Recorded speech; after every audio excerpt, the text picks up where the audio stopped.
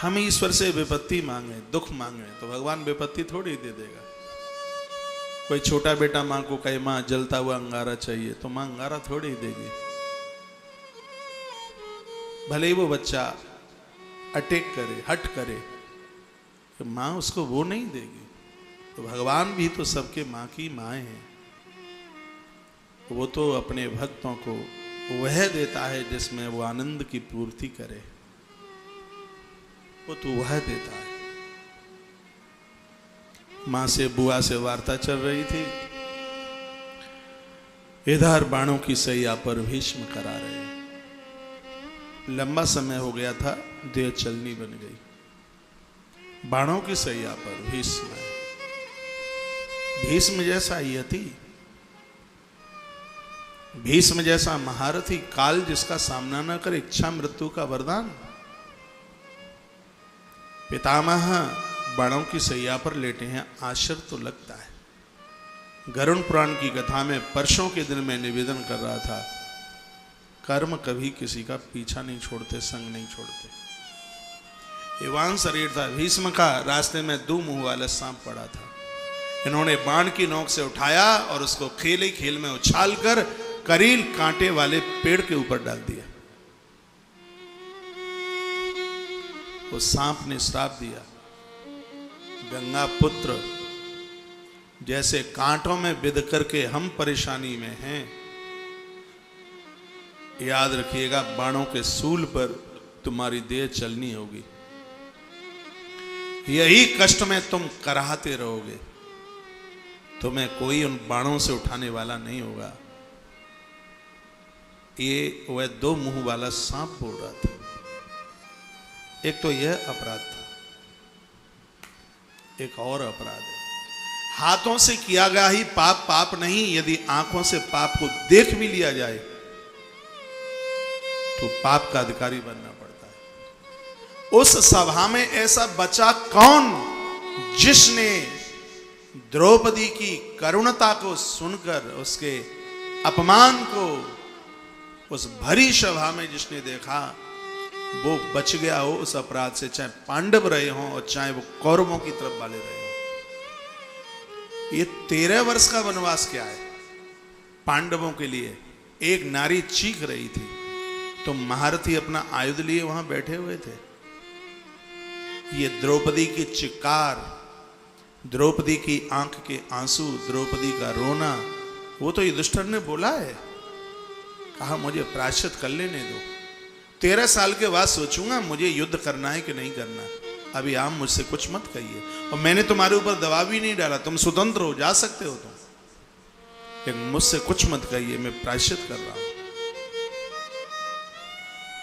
तब अर्जुन ने कहा था कृष्ण को, ठीक है ये तो प्रायश्चित कर रहे हैं, इन्होंने द्रौपदी को दांव में लगाया, हमने तो ऐसा नहीं किया, हमें दंड काय बात का। तो भगवान ने कहा तुम वहां बैठे थे, गलत का तुमने विरोध नहीं किया, उसका परिणाम तुमको भोगना पड़ रहा है। जो गलत हो रहा है उसका विरोध होना चाहिए, कृष्ण बोले। 2 लोगों की मौत आपको एक जैसी लगेगी।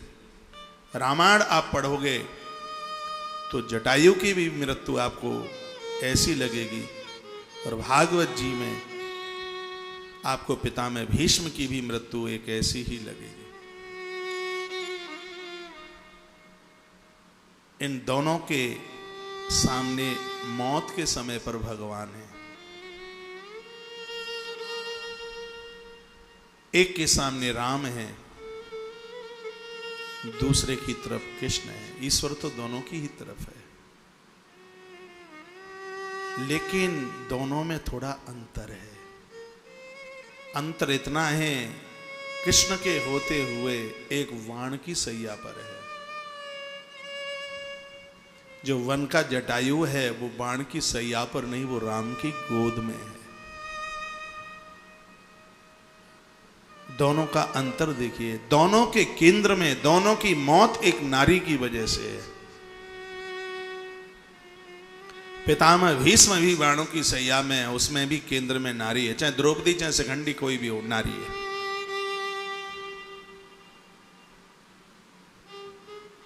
उधर इस जन्म की नहीं तो पूर्व की है, लंबी कथा है, उधर जाऊंगा नहीं। उधर जटायु के भी केंद्र में माता जानकी है। अंतर इतना है, एक नारी का अपमान भरी सभा में गंगा पुत्र भीष्म देखते रहे, कुछ बोले नहीं, विरोध नहीं किया। उसका परिणाम यह था कि बाणों की सैया मिली। एक नारी के विरोध के लिए जो अपने प्राणों को संकल्पित करके देने को तैयार हो गया, उसने प्राण दे ही दिए। ऐसे जटायु को प्रभु श्री राम की गोद मिली।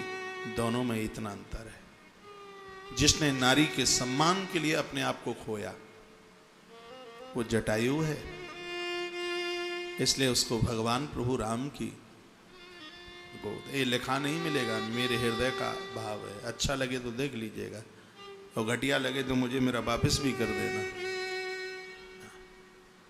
जब ठीक ही ना लगे तो वापस कर सकते हो।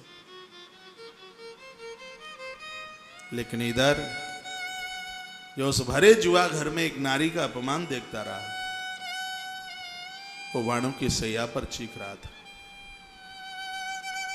आंख में आंसू थे, पुकार थी और कहा, ये गोविंद, कभी आपने मुझसे वायदा किया था मृत्यु के अंतिम पड़ाव पर मैं तुम्हारे सन्मुख होऊंगा, और मैं तो जीवन भर बोलता रहा, इतना तो करना स्वामी जब प्राण तन से निकले।